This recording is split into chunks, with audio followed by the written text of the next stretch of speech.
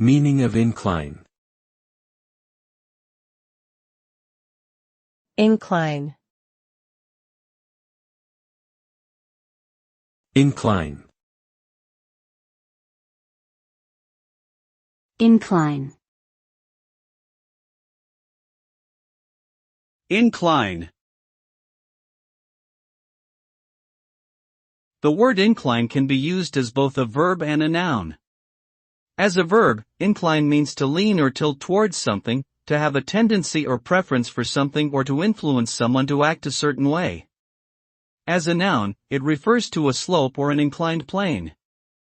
Inclining something can result in a change of position or direction, such as inclining a board for better viewing. It can also refer to a person's mindset or attitude, indicating a leaning towards a particular viewpoint or decision.